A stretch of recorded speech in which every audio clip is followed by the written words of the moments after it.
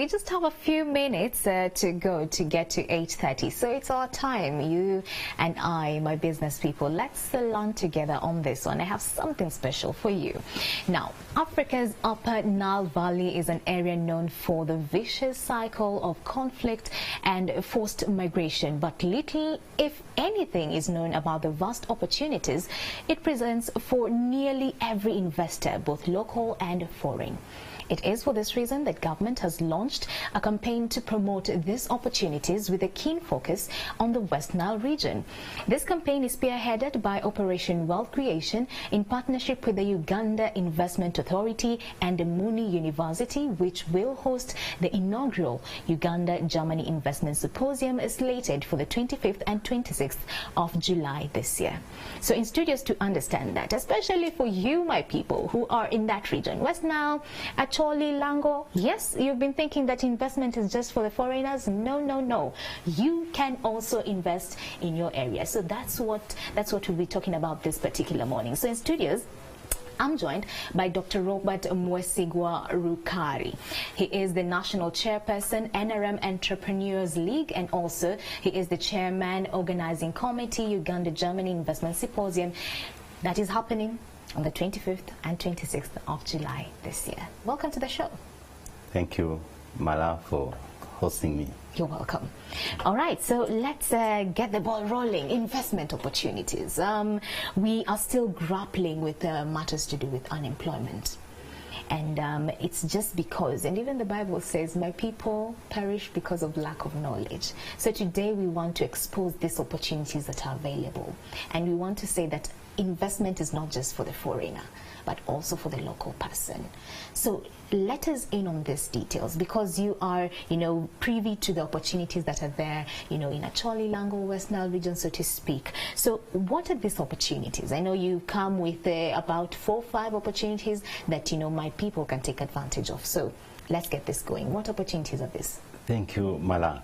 As you rightly said, there are many opportunities, and we are talking about a symposium that will take place next month around 25th, 26th. And basically, our objective is to showcase that northern Uganda, West Nile, Upper Nile is not about refugee crisis, it's not about conflict-ridden area, right, but it has opportunities. And among them, when you go to West Nile, there's even a small hill that combines the 3 countries, South Sudan, DRC, and Uganda. Mm-hmm. What an advantage is that. Maybe it's the only one in the whole world that combines 3 countries. Right. We have access to Central African Republic. What an opportunity as a trade hub. It is only 160 kilometers from Central African Republic to Koboko.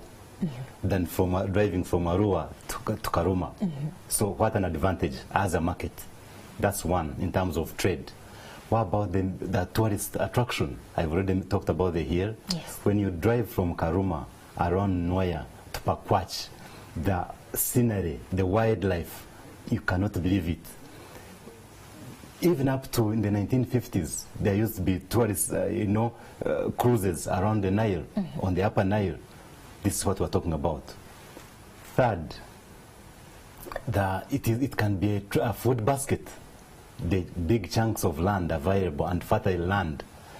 This is what we're calling for all Ugandans to come and see, so that we can showcase the available opportunities in West Nile and we take advantage of them. Mm-hmm. And maybe out of 40 million or 41 million, how many people have stepped foot in West Nile? I think a fraction.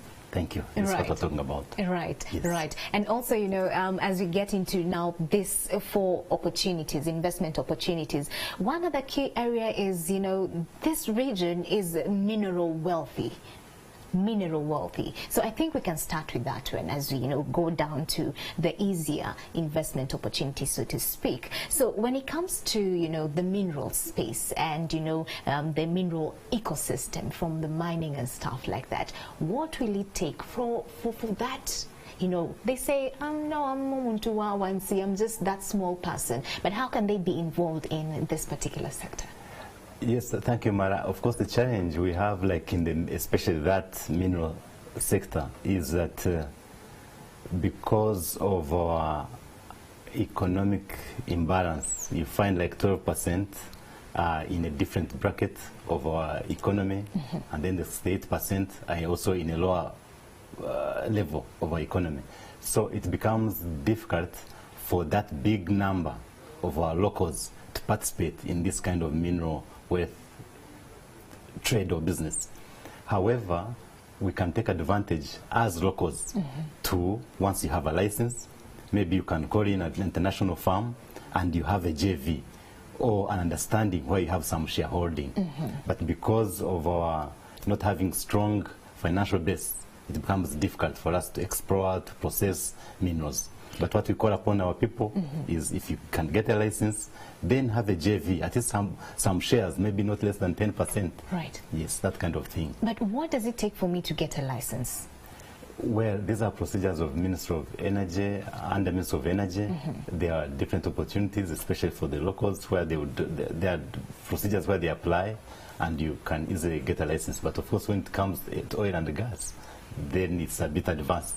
A bit advanced. Yes, but also depending on how the locals are organized, especially if you find a district or a region, if it has its own investment profile, then you can form associations which can come in and feed into these oil or gas investors. Right. Yes. You know, as the national chairperson of the NRM Entrepreneurs League, still sticking to this particular sector, the mineral sector, we know that a majority of, our people have been exploited thanks to these opportunities. Once foreigners come through, they're just given these menial jobs and paid meagres or peanuts, so to speak. So in that capacity, just because in the mineral sector, at least our people are somewhere in that value chain, but they're not getting value for what they actually put in. So what are you doing to ensure that that actually changes? That as much as our people are just involved in,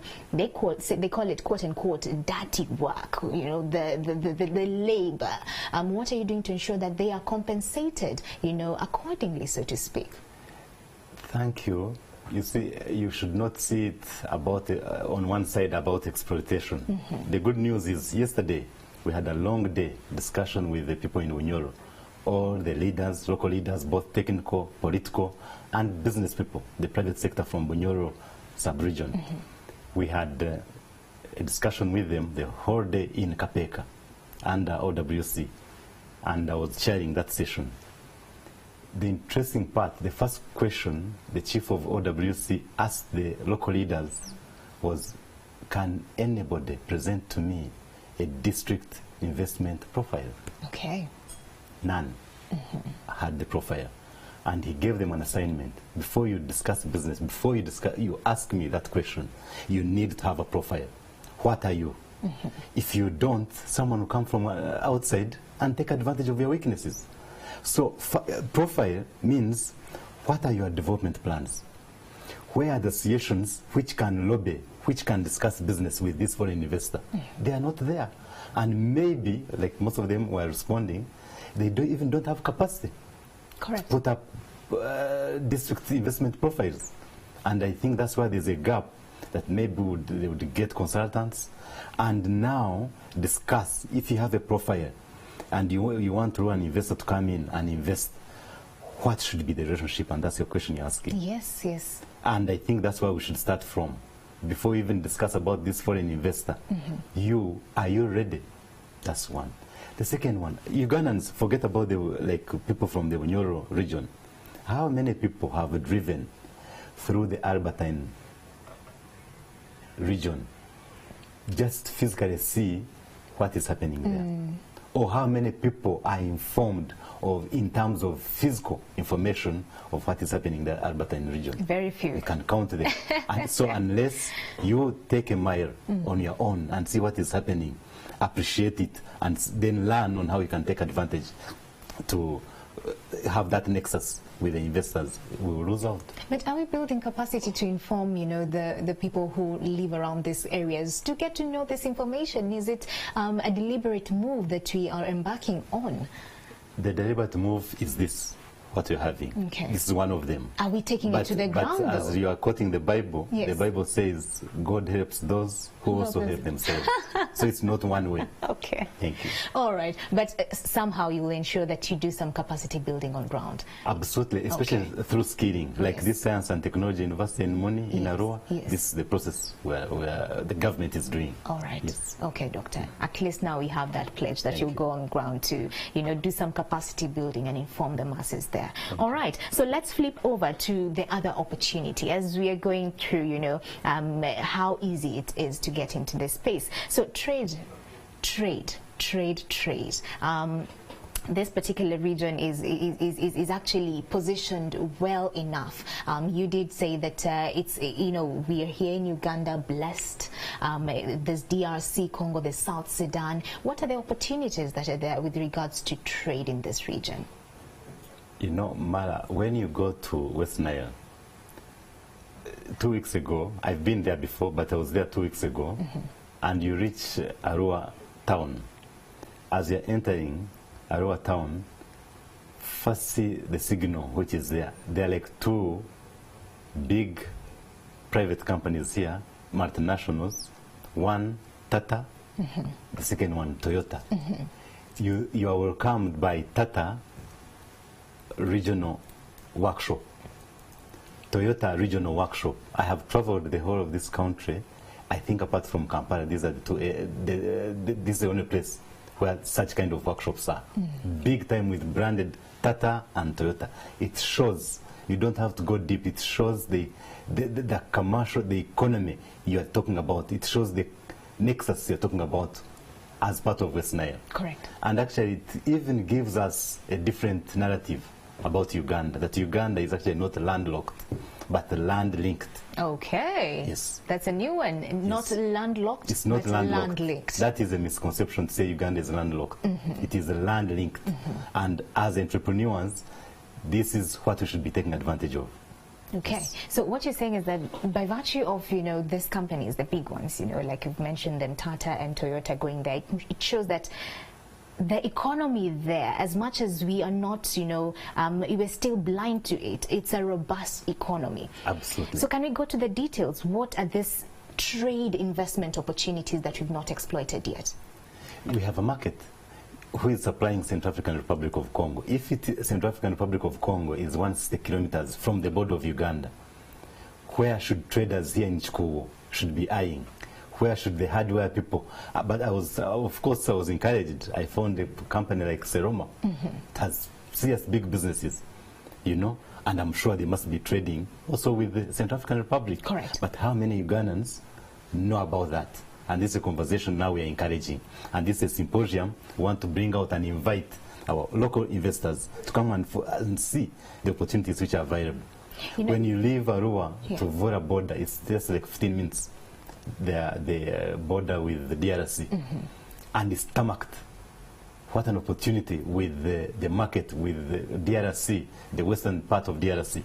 These are the opportunities we should be talking about, but how many people are aware in Kampala especially? But Doctor, many people shy away from cross-border trade because they think that it's complex and maybe expensive. Can we demystify that today? What does it take for a trader to, get involved in the cross-border operation, so to speak? What does it take? The experience I got was you drive 4 to 5 hours, you're in Arua, 15 minutes you're at the Vora border. I even crossed after talking to them that we are just on fact-finding. They even didn't stamp my passport. They didn't do it. I didn't have a passport anyway. And they crossed the other side, shared with our brothers in DRC. It's just an opportunity that is open. All you need is to go and see for yourself. Go and see for yourself. That is all. And get all the information. And that's what we're encouraging our Ugandan people. In my mother language, we have saying that you don't see unless you've touched. Okay. So we are calling people to come to West Nile and see the opportunities which are available for themselves, and then they know what to do in terms of trade. And all this information is available? Is available, and we're packaging and we're putting up a symposium that people can come. We are going to be marketing with the media. Correct. And we want your help. Okay. Take this conversation at a different level. All right. So we've touched on, the mineral bit of things. We've also touched on, the trade bit of things. Let's go to tourism. We do have this magnificent mountain that you talked about, the wildlife as well. But many people think that this is a Muzungu venture. You know, as much as we have all these natural resources that, you know, attract tourists, where can we quickly place ourselves in this, you know, ecosystem of tourism? Of course, especially our locals, this 8% we're talking about, this is a very good line where they can take advantage of. The interesting part, Mala, when you're driving, especially from Karuma or Rio Pakwach Road, the vehicles you meet there, these tourist vans, and of course, as you already said, with foreigners, you don't easily see our own locals in those tourist vans. They know more of our part of Uganda than ourselves. But directly to answer your question, when these tourists come, they come with their dollars. Yes. What is available for them to purchase from you as a youth entrepreneur, as a woman entrepreneur? This is what we want to encourage as a conversation, that maybe in their small scale we can start branding our own small products through crafts and call them West Nile or Upper Nile or whatever you want to call them, for these tourists to come and take advantage of, and so that our people can have an income. Also, the middle class and the upper class of Ugandans, they can take advantage of investing through ecotourism. Correct. Putting up cottages, putting up water sports activities along the Nile. Are you saying there's a gap now that we still don't have enough? You know, accommodation facilities? Absolutely. Okay. At least I'm partially involved in ecotourism. Yes. There's a big gap. Okay. Yes. In Arua, when we were there, I went with a team of the committee members of NOC. We could not easily get accommodation. Wow. Most of the hotels were all fully booked. Wow. And we are still wondering and actually encouraging now the residents to leave their homes and open up their homes for guests. Yes. And for them, they would easily get an income instead of putting up mansions and then they stay in Kampala. That's an opportunity as well. Which is a tourist also opportunity. Yeah. Quick wins. Yes. Interesting, guys. I hope you're listening. All right, on to the last one before we wrap this up. And I think this one is pretty much linked to trade. And we're talking about agriculture. The potential in this region is amazingly huge. To what capacity have we exploited the same, and what more can we do? The capacity is what we are still now researching about, but the opportunity that is there now is through this OWC and UIA agri-led approach, and especially with the Moon University, which is a science and technology university, right, who are partnering with the Germans to skill our youth in both pre and post-harvest, and of course also bring equipment which is slightly subsidized in order for our farmers to take advantage of. But they are turning the university into a skilling center for agriculture. What about the markets? Are the markets available? The market, we are here. The numbers we have, 40 million already. But beyond that, we've talked of DRC, yes, Central African Republic of Congo, Central African Republic, and South Sudan. So the market is available. Wow. Yes, we don't have to import food if with these big chunks of land, fertile land. And then once we have the skilling, we can take it to a different level. So what you're saying this morning, ideally, we just need to get down to work and get this information. And hard work. And hard work at that. And if you're an entrepreneur, the definition of an entrepreneur is a person who sees far, beyond where many of us can easily see, and take advantage to, and take a risk to invest financially. Correct. If you don't, then you're in a different world. Wow, interesting. All right, so as we bring this to a wrap, give us all the details with regards to this symposium. What should we know? Where will it be happening? From what date to what date? What time to what time? The symposium will be held on the 25th and 26th of July, and we expect at least delegates, more than 1,500 delegates, but it's an invite symposium because of the many, already we are dealing with 26 districts from northern Uganda. And this includes Lango region, Acholi sub-region, and West Nile itself. Then we're dealing with the neighboring countries. People are being invited. And our target is also the youth and women entrepreneurs.